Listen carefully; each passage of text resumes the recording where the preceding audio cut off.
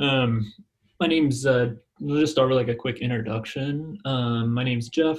I'm based in Kansas City. Um, I've been teaching at Flatiron since October 2018. So I don't know what that is, like 2 years, 5 months or so. Um, prior to that, I was a data scientist at a railroad. Mainly did research on fuel consumption. So just trying to make trains a little bit more fuel efficient. One like project that I'm like kind of proud of that I think is kind of unique is locomotives have inward facing cameras. And that's because they're pretty much autonomous at this point, but crews will go on there and sleep or play on their phones or just do stuff they're not supposed to. So what they'll do is they'll take Vaseline and put it on the camera lens and like just wipe it like that.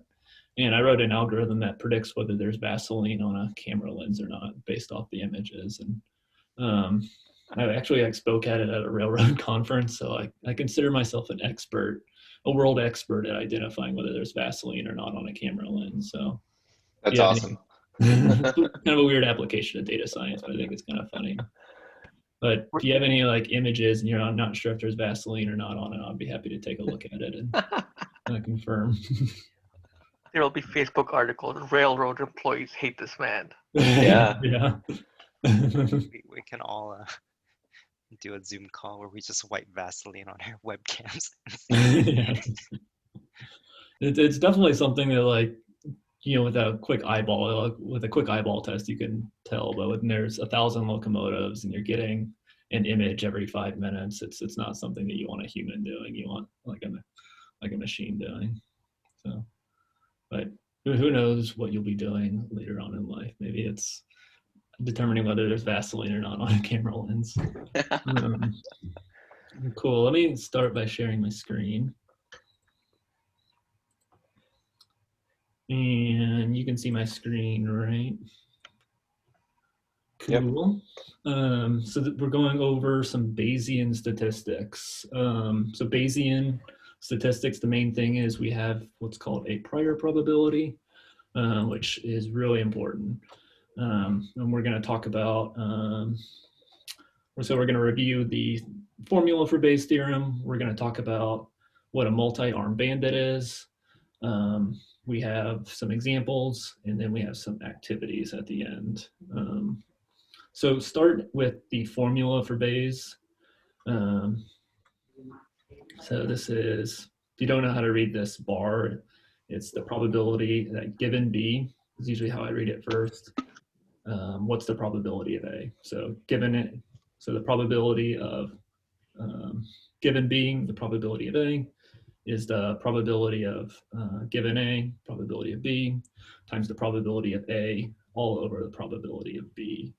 And a lot of times what you'll see is it'll look like this. So this right here is considered our likelihood, this is our prior, and this is the evidence. So like an example of this would be, so let's say we want to show what the probability it rains given it is cloudy. So start with our likelihood would be just the reverse of this. So this would be the probability it's cloudy given it rains. Yeah, I cannot spell. And then our prior, so that's this probability of A, which in this case would be the probability that it rains.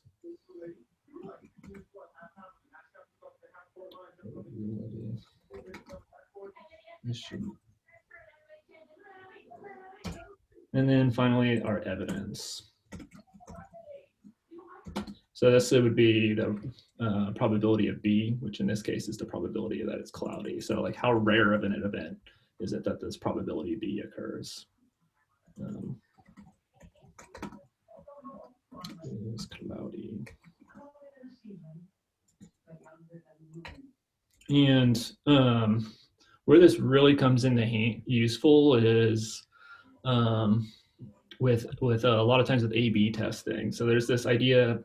You ever heard of these two words, exploration and exploitation, in the terms of like decision making? So the last lecture you guys had was A/B testing. Is that right? Or one of the most recent ones. So when you have to make a decision in a business situation, you have this trade-off, and you usually can't do both of these. What that means is if you're trying to make a decision on whether email 1 is better than email 2, in an ideal world, like you'd be able to gather up as much information as you could. So if you gather more information, you're more confident in those results. But there's a trade-off, because the more information that you gather, the more testing that you're doing. What if email A is significantly better than email B, but you test it out with 1 million people, and with email A and email B. So you're giving 1 million people email B, and that email B is not as good as email A. It doesn't lead to as much sales. So exploration is trying out as sending that email to as many people as possible. And exploitation is, if we know email A is better really quick, we're going to start giving that to more people. And that's kind of where Bayesian statistics comes in, is we have evidence that email A is better, so we're going to start feeding more people into email A versus trying out doing a full A/B test. And I'm going to talk more about this. An example of this is called the multi-arm bandit. And the idea with this is that it's an octopus playing multiple slot machines at once. And if you're this octopus playing all these slot machines, and you're playing them all at the same time, and you all of a sudden know that this slot machine right here, if you can see my mouse, we know that this slot machine is paying out at a higher probability. Would you continue to play each of them individually if you're making money on this one every single time, and these ones it's kind of random? Or would you start playing this slot machine more? And so if you would jump to start using this slot machine really quick, that's exploitation, because you're making the best decision given the current information. But what if this you only ran this 3 or 4 times? You might not. It might just be kind of randomness, but it could also be could be like a true signal. So there is that trade-off. And with like a true multi-arm bandit, will look something like this. And this image is not the best quality.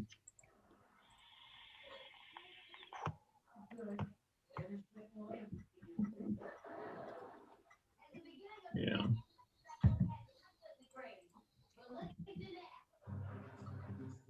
Still not that great. I'll just do it off to this one.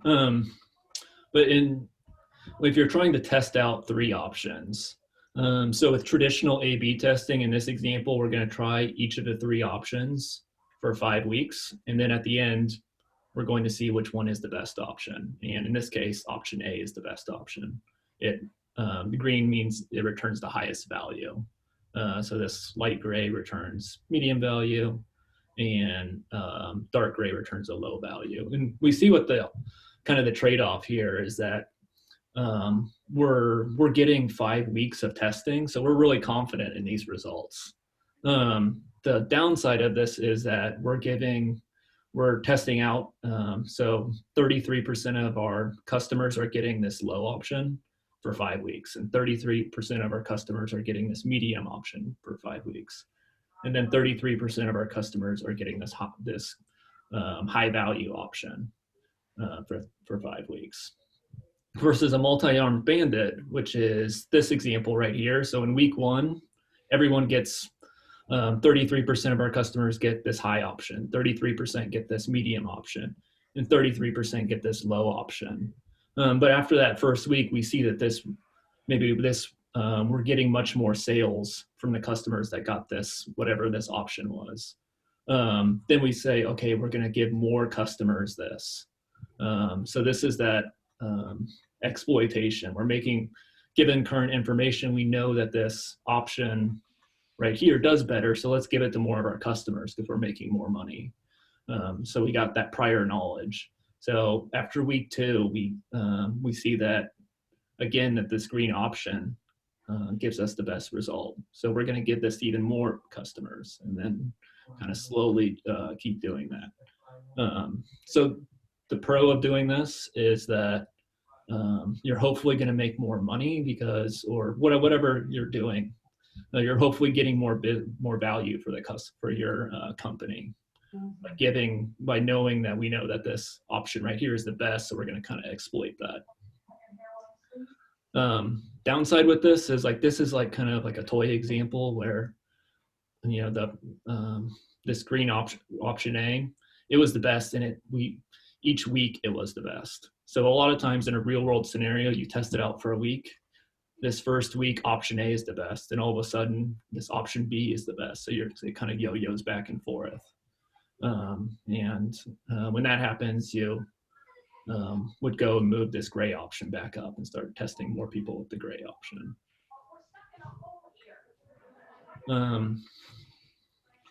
Hey, Jeff, quick question on that. Yeah. How does that relate, like in your 6-week example here, to the sample size? Because we've been taught, you try to get your sample size. Let's say you're going to do 1,000 people, and you're going to run it over 6 weeks or however many weeks. And if you start shifting, the control and treatment groups, how does that affect the original sample size calcs? So sample size is more for this more of a traditional A/B test with this multi-arm bandit. I'm going to test it for. I guess you could do it for a sample size. So I'm going to test it for, let's do 1,000 people, and to start with, however long that takes, maybe the first first day or first couple of days, we're going to give each of the everybody the same. If this is a different website, and then if we start seeing that one of the options starts performing better, we're going to start feeding more people into that group.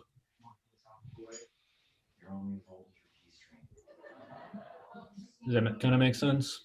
It does. And so does that mean on the bandit side that you're covering the full space of the population? Like, let's say there's 1,000 emails a day, that the sum of the 2 grays and the green are the full population, like all the emails you're sending. So everybody's getting, either the control group or one of the 3 treatment options. You're just changing the distribution of how you go after those 3 options pretty rapidly as you see results. Yeah. Okay. Yeah, that's exactly it. Yeah. So with this, you're giving everyone the exact same, each of the, whether someone gets one of these is completely random. As you go through this, when we see that this option's better, we're going to feed this at a higher probability to people. And there are definitely times where one option is not always going to be better. I think with anything that involves health or anything that involves people's lives, you want to, in my opinion, you probably want to do these exploration type activities versus exploitation. So if we're testing out a drug, they're not gonna, if they give it to 2 people and they have good results, they're not gonna rotate it and give everybody that drug. And you with something like that, you want to have a nice statistical test where we're really comfortable, we've tested it out with X number of people. And but with stuff like email templates or changing stuff on a website to see if more people will purchase a product, I think doing this multi-arm bandit is a good approach, because you want to, if if one's doing better, you want to take advantage of it. Oh, cool.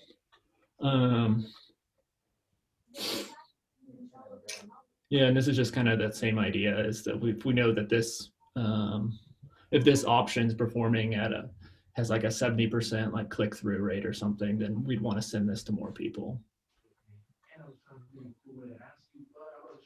So that's the multi-armed bandit.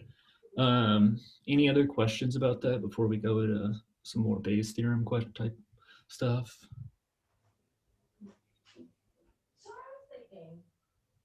Cool. So now a fair dice is rolled. What is the probability that is a 2, given that it is even? So I'll do this one. I have some other ones here that I'm going to have you do. But I'll just walk through how I would go about doing this. I'm going to bring this formula down.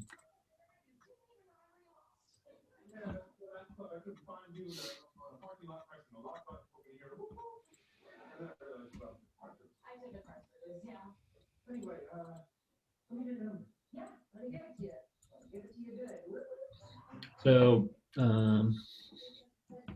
first, I'm going to write out this part right here. So the probability, I'm just going to do P. Given even, it is a 2. So first thing I'm going to do is this part right here, which is the reverse of it. So probability that even given 2. So what would be the probability that given it's a 2 that it is even? 1. Yep, perfect. I'm gonna cause even 2. Yeah, so if it is a 2, it has to be even. Next, this is probability of A. So this is the probability that it is a 2. So what's the probability of a fair dice of rolling a 2? 1 out of 6. Yeah, 1 out of 6. Perfect. And then finally, our evidence here, probability of even. And what's the probability of it being even? 0.5. Yeah, it can be you can roll a 2, you can roll a 4, you can roll a 6. So then just putting all this in, probability of even 2 times. Can I interrupt? How is that the even 2 is 1? Isn't that? I'm sorry, say that again. How is that the probability of even 2 is equal to 1? This part right here, you're asking? Yeah. Okay. So if we know it's a 2, it can't be odd, right? If we roll a dice, we know that it's a 2. There's only one option. It can't be odd. It has to be even. So if given Oh, the dice is a 2, there's a 100% chance it's even. okay. I read it backward. Yeah, it's kind of a weird one to kind of think about. And probability of even. 0.33. And that kind of makes sense. You might have been able to like kind of think about that, kind of going in with the 2 and the even. Any questions about that? And yeah, it's here as well.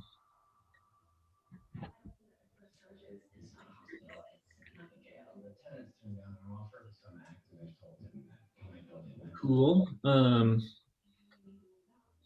So I got one more I'm gonna do, then the next one I'm gonna have you do. Actually, I forgot. This one is a data set involved. So in this one, you're given an array of points in their labels. So we have an array, and we also have labels. A point is chosen at random. What is the probability that the point is less than 5, given that its label is 0? All right. I'm going to bring this formula down again. just because I think it's easier to see the formula as we build it.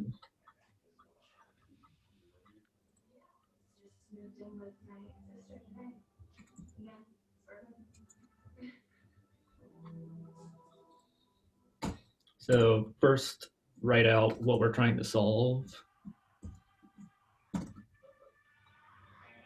So less than 5, given the label is 0. So given the label is 0, the array is less than 5.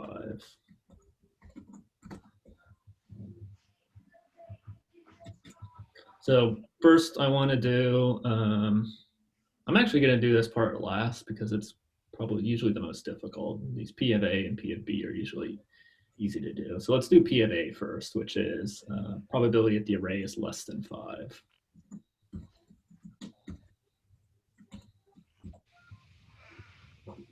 Anyone have any idea how to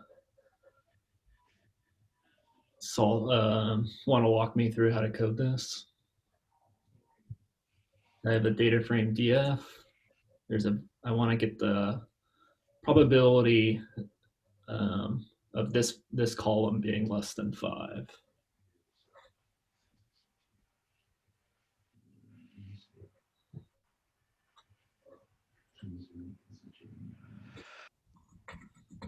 We can use like a linked function on a data frame slice A linked function on a data frame slice. to get the count of the ones that are greater than 5 divided by the total length of the array column. I got you. Walk me through that, if you would. So when you say linked function, are you talking about like a conditional, or are you like just apply a conditional and then like take the mean of the conditional, or what are you kind of meaning by that? Well, I haven't done the data frames in a while, but I'd say I typically have been doing it data frame bracket, and then within that you slice it to say df, and have the condition array, within another bracket, greater than, was it greater than or equal to 5 or less than? Less than 5. Yeah, so less than 5. So that's subsets, and then you can either, I don't know if you can take a dot size here or take the length of that, but that'll give you the number of observations that qualify on that condition divided by the total data frame size. Yeah, perfect. Cool, nicely done. Another way to do it, and your way was perfectly fine, is so this returns true and false values. You can do it like a dot mean of this. And just out of curiosity, I think this is one way to like figure out like what's a better way to do something, is time how long it takes to run.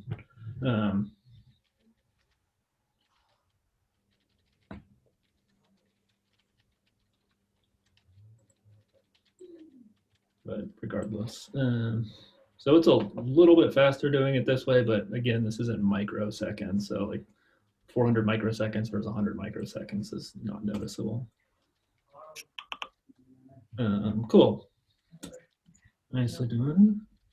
And then let's do this part right here, the probability of B, and that's the probability that the label is 0.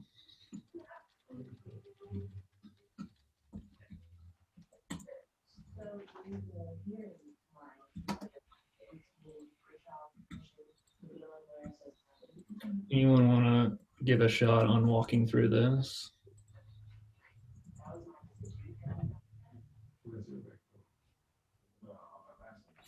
I'll give it a try. So just based on the line of code you had before, so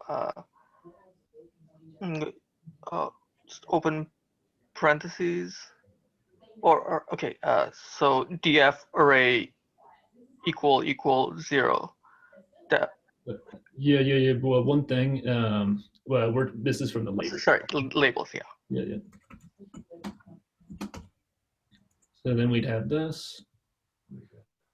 And then you would go ahead, sorry. and so you would just kind of get the mean of that like you did last time, where you would just attach the mean function to it. Yeah. Nicely done.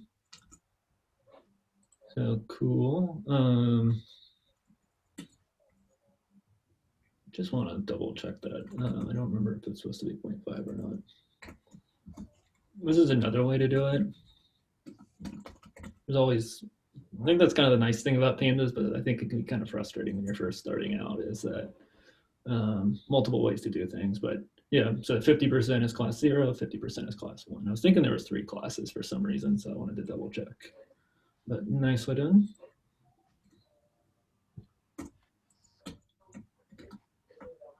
So now, finally, this part right here, which is just kind of looking at it, I think it's going to be the most challenging.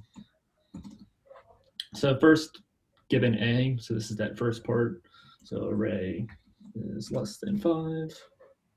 Second part is label is equal to 0. All right. Let me delete these again. So this P 0 plus than 5. So to do this, so I'm going to start with this part right here, getting the array to be less than 5, and then kind of combine these 2 steps. So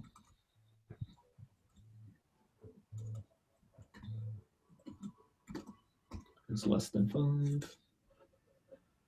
Then I could do this dot value counts.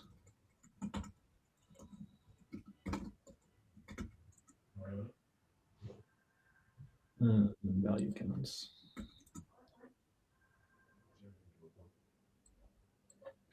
Oh, I need to specify. So I need to specify the labels first. I need to specify what I want to do the value counts on. So I want to do it on the labels column. Normalize equals true. So really low probability of it being. So if the array is less than 5, the probability of it being a 0 is really low. And I can actually extract this doing .loc. So that. And then finally, to do our multiplication on this.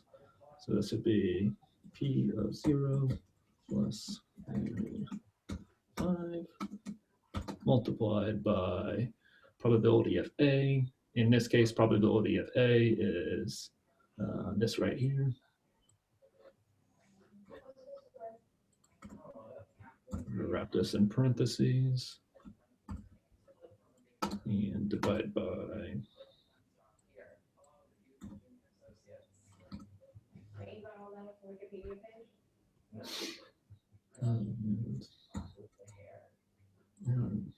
am I doing wrong?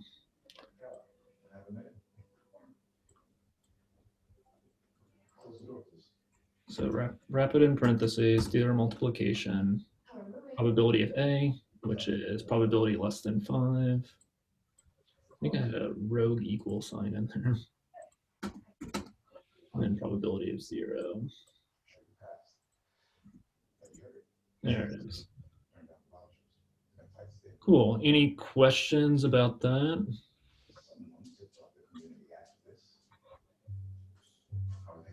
Could you quickly go over the input 20 where you wanted to get, the B given A, like how that's shown in the code with the array less than 5 and then the labels, like how is that set up? Yeah. So let's kind of start right here.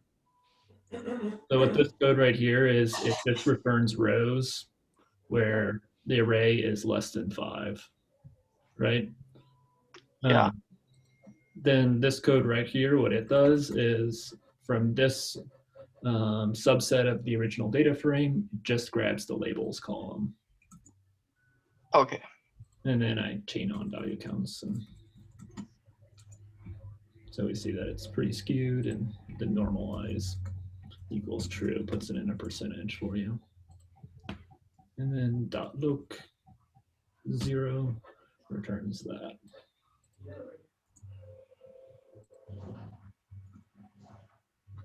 Cool. Got it. Cool. And then just as like a sanity check, we can just take a look at this. So where label is equal to 0 and df array is less than 5.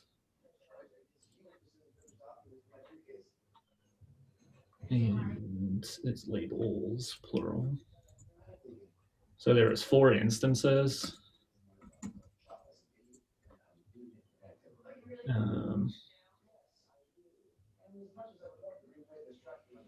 Interesting.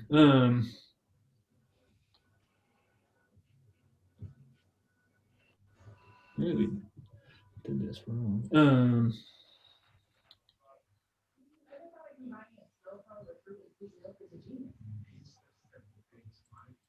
Oh, so no, this is given when it is class 0. So it would be length of df labels equals 0. So does that make sense? I just wanted to do like a quick sanity check without using the formula. And so this is all the instances where the label is equal to 0 and the array equals 5. And there's 4 instances of it. And we're given that the label is 0, so we have to divide it by this if we were not going to use the formula. So it matches up. 4 divided by 100 is 0.04. Just wanted to do like a quick sanity check. Any questions about that? And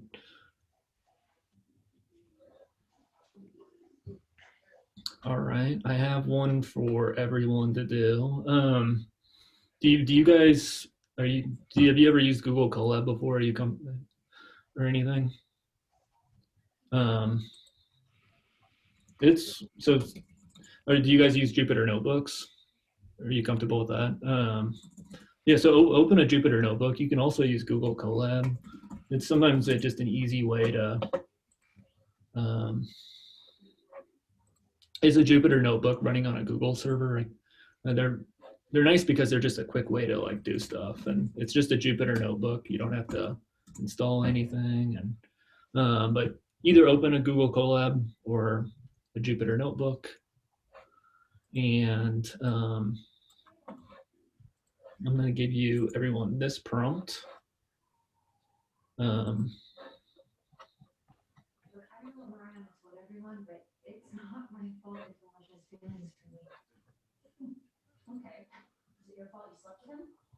Make a markdown sign.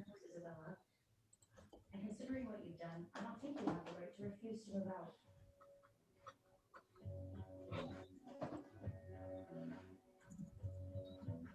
And I'll show you how to load in this iris data set equals iris.target.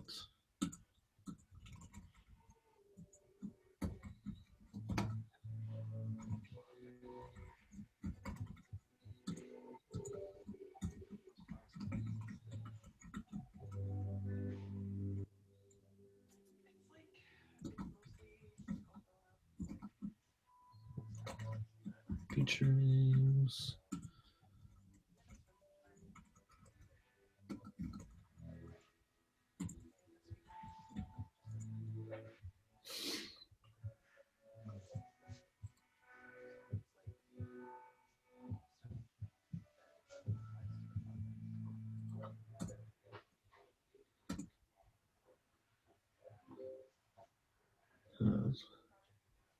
Features.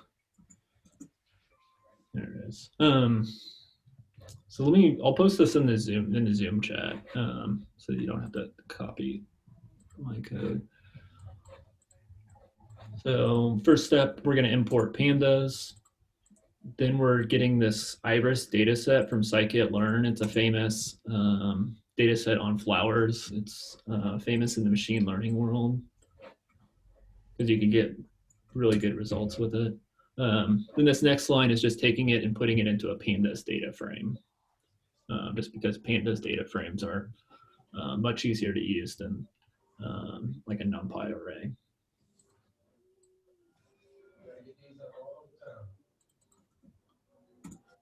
And then here's the prompt. Using this iris data set, so that's this data frame right here. What is the probability that a flower has a sepal length greater than 6.3? So that's this column right here. Given that the flower is a iris versicolor, that's a label 1. And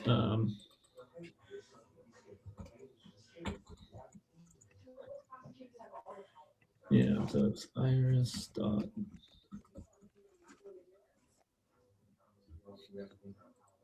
Yeah, print statement will make it. So what this does, it prints out like a description of this data set. So it just gives you some different information about it.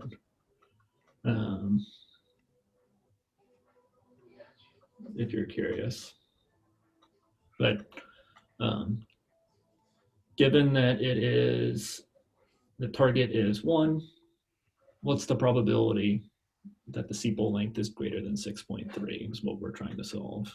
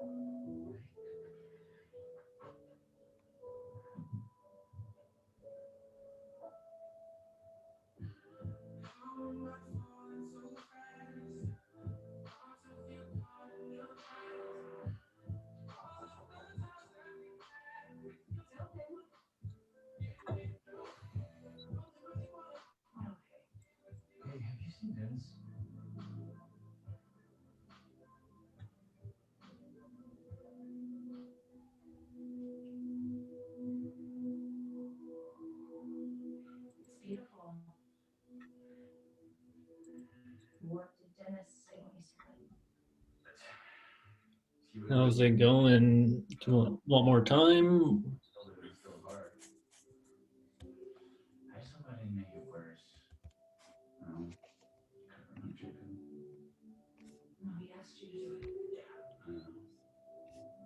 Anyone have an answer?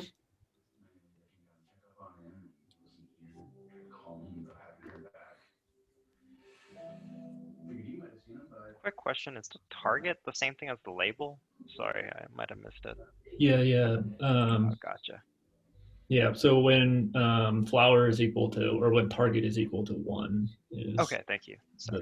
the given. Yeah, no worries.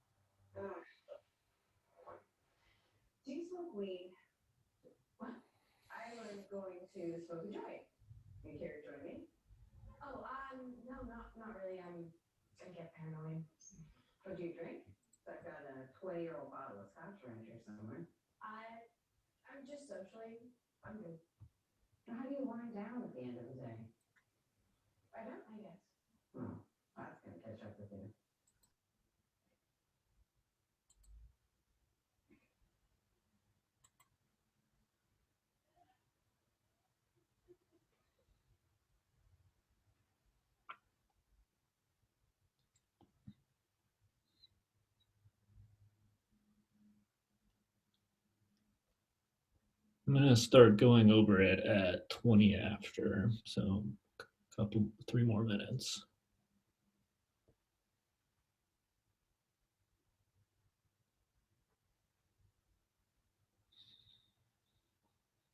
Could you show that formula one more time if you don't mind? Yeah.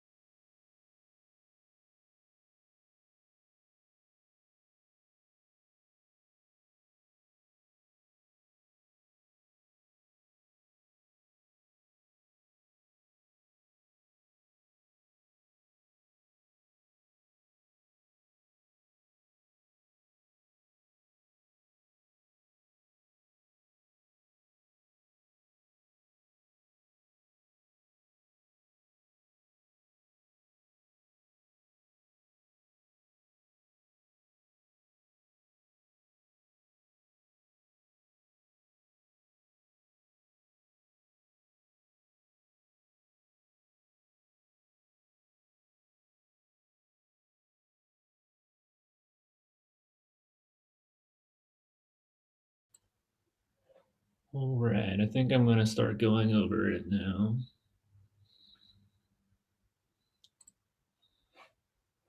So this is what we are wanting to solve for. Given flower's versicolor, what's the probability the sepal length is greater than 6.3? So going back to this formula, move this tab. First, I want to get this probability of A. So that's the probability that the sepal length is greater than 6.3.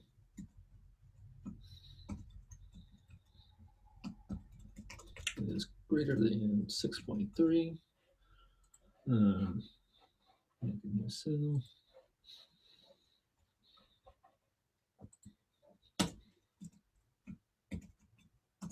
SL 63 is what I'll call this variable.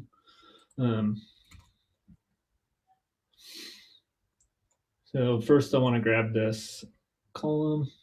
So this is sepal length. I want it to be greater than 6.3. That just returns this array of true falses. And then I can chain on this dot mean. So 28% chance that the sepal length is going to be greater than 6.3. Next, probability of B. So this is the probability that it versicolor.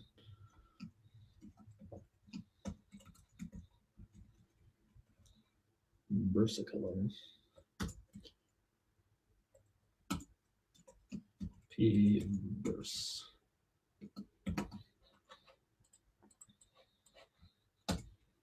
So this would be df target value counts.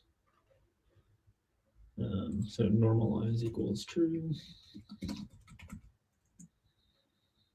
And I want, they're all the same, but I'm gonna grab number one. So that's the probability that it is a versicolor flower in this data set. So then finally is this part right here, probability of given A, what's the probability of B? So, which will be the reverse of what we have up here. So this will be probability that versicolor given sepal length is greater than 6.3.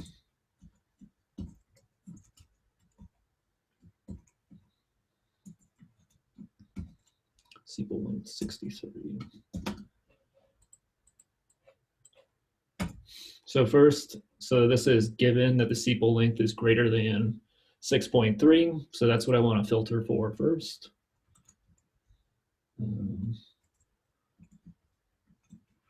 Sepal length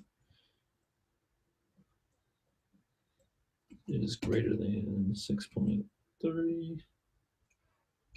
Let's just make sure that works. So cool. So this just grabs rows where the sepal length is greater than 6.3 and just eyeballing this, it looks all correct. Now I want to grab this target column and do a dot value counts on this.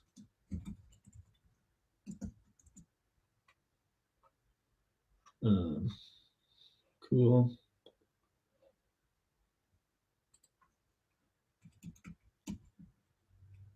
And I need to do a normalize before I grab to do a dot look. Normalize equals true. And dot look is 1.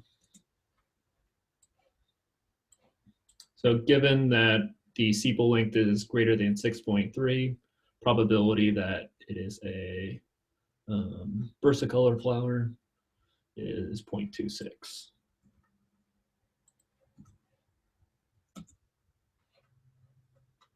Cool. So now do all of our multiplications. So it'll be this one times, it'll be probability of A. I just want to double check. Yeah, probability of A, which is this part right here. And divided by probability of B, which is the versicolor.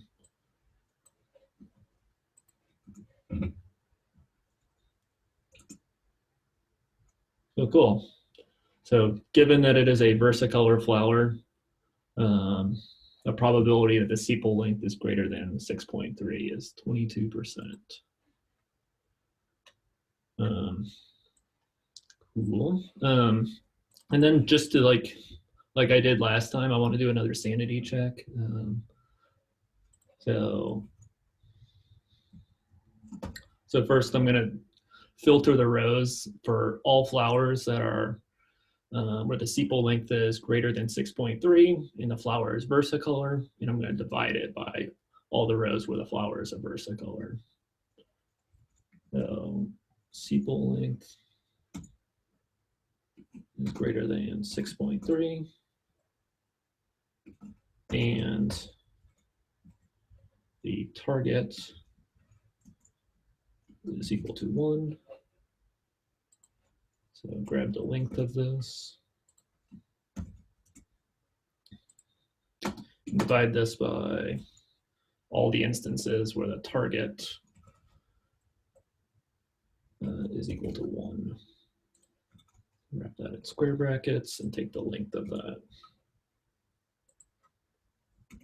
And if we did things right, it'll add up. So cool. It is the same number. It's definitely a rounding issue with on Python's end.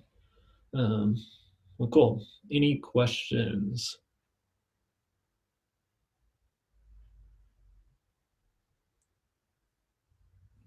Cool. No questions. We're gonna yeah. find the notebook in your repo. Say that again. Where we can find this notebook. Yeah. I'll include it when I'll put the YouTube recording. I'll put it in the comment in the little section, and I'll also post this on the main channel. Thank you. Post a video recording. Any other questions?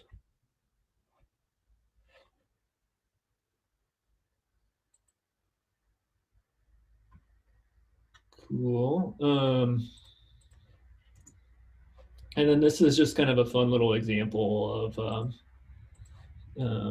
I'll post this in the Slack, in the Zoom chat.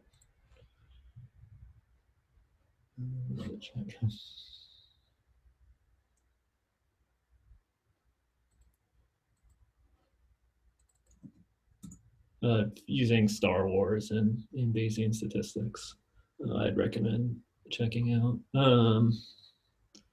Cool. That's all that I have for Bayesian statistics. Any questions or anything?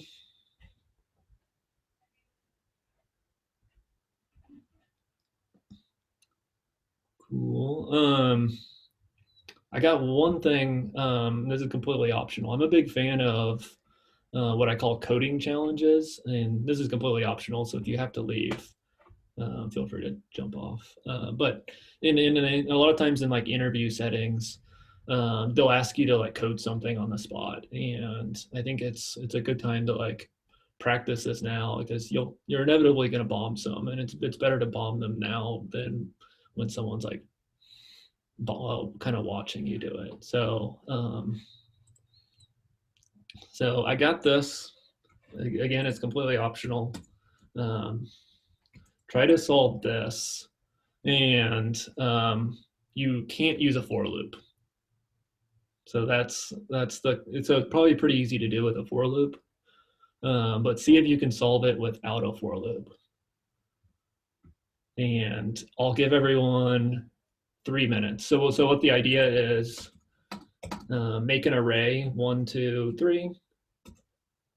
Well, and then write something that will return an array where it was 2, 4, 6. So just doubled.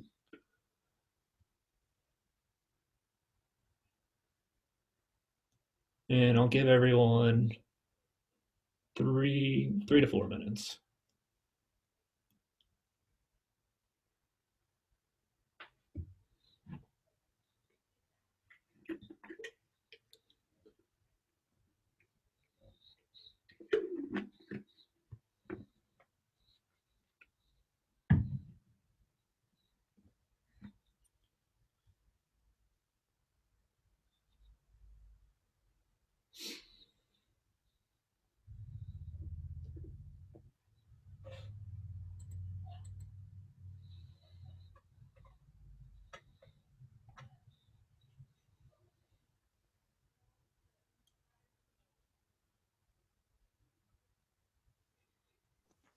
Is this an array or is this a list? You could use a NumPy array if you wanted to, but NumPy array or a list. I'm using a list and I named it ARR, so it's a little confusing, but you can use a list or an array.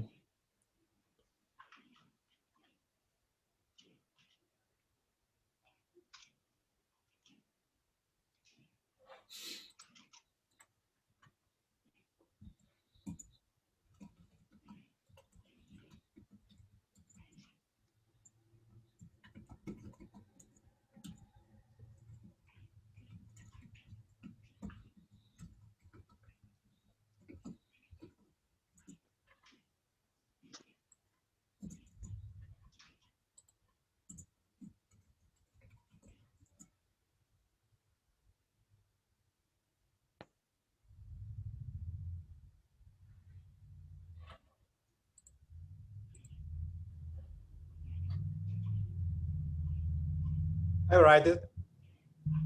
Okay, let me try this out.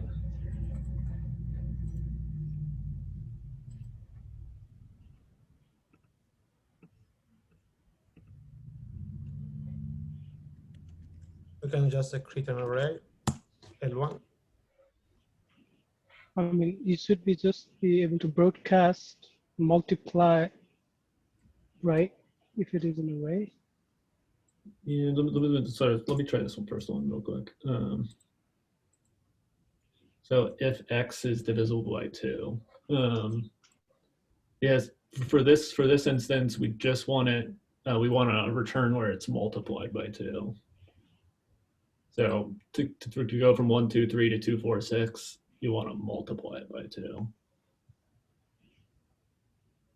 And then let me look at I this. would just broadcast by multiplication by 2. So like,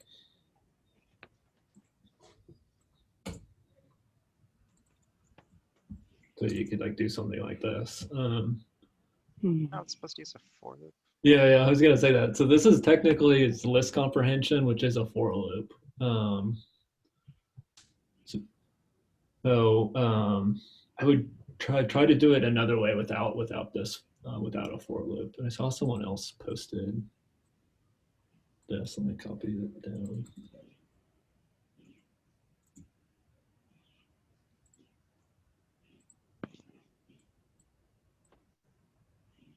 Yeah. So you just multiply. Yeah, exactly like that. Thank you. Yeah. I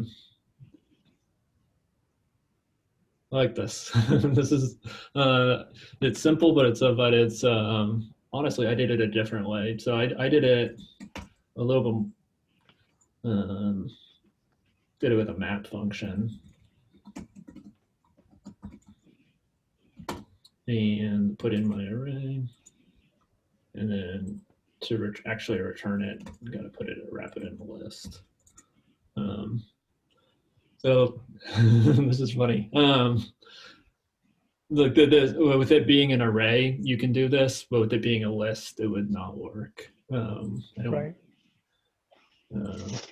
So, and the way that you did it is probably the most efficient way.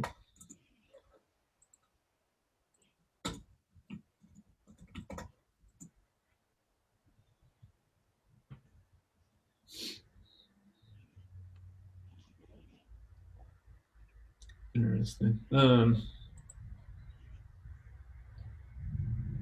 They're about the same, really.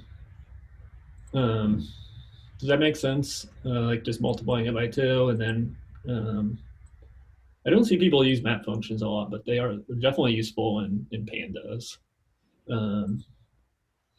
for applying something to a data frame. So like if I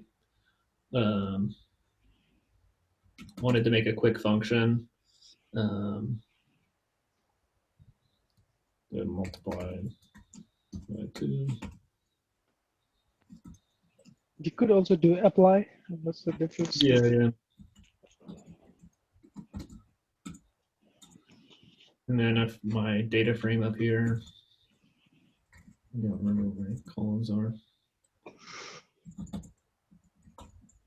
Array 1.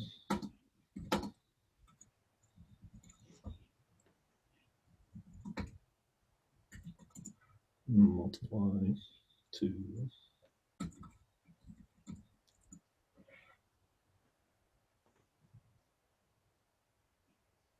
Cool. Any questions or anything?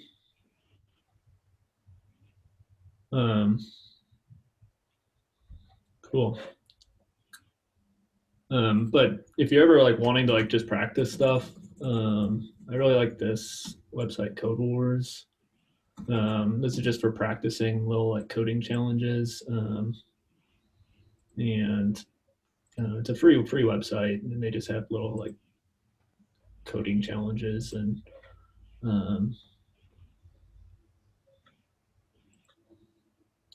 but there's just like they give you a prompt, and then you have to code it out, and they'll post the solution, and it's can be a good way sometimes if you're like just don't want to look at Bayesian statistics or don't want to look at A/B testing for a little bit, but still want to be productive. Like you can go take a look at something like this.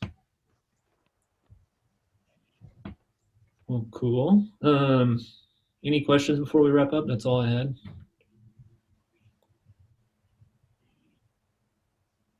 Well, cool.